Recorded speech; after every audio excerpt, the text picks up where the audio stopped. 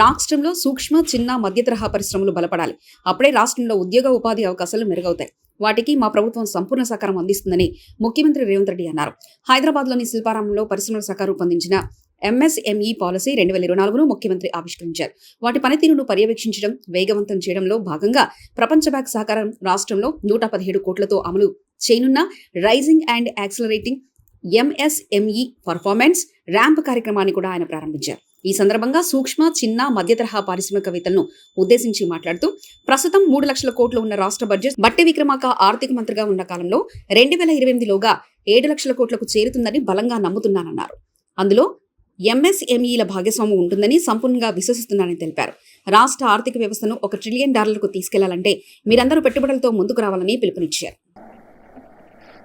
సూక్ష్మ, చిన్న మరియు మధ్య తరహా పారిశ్రామిక విధానం 2024 కార్యక్రమానికి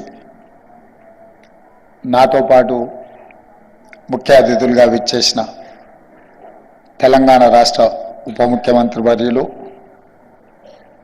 ఆర్థిక శాఖ మంత్రివర్యులు బట్టి విక్రమార్క గారు, అదేవిధంగా IT and industries minister Duddilla Sridhar Babu గారు,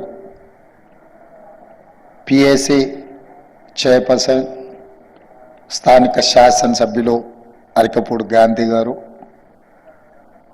Telangana industrial infrastructure corporation chairperson Nirmala Jaggareddy garu, Aitha Prakash Reddy గారు, రాయల నాగేశ్వరరావు గారు, వేదిక మీద ఉన్న పారిశ్రామికవేత్తలు, వివిధ సంస్థల యొక్క ప్రతినిధులు, తెలంగాణ సంపద సృష్టిలో భాగస్వాములైన మిత్రులందరికీ కూడా మనస్ఫూర్తిగా అభినందనలు. ఈ కార్యక్రమానికి తెలంగాణ రాష్ట్ర ప్రభుత్వం తరఫున మిమ్మల్ని అందరినీ సాదరంగా ఆహ్వానిస్తున్నాం. ఈరోజు ఈ సమావేశం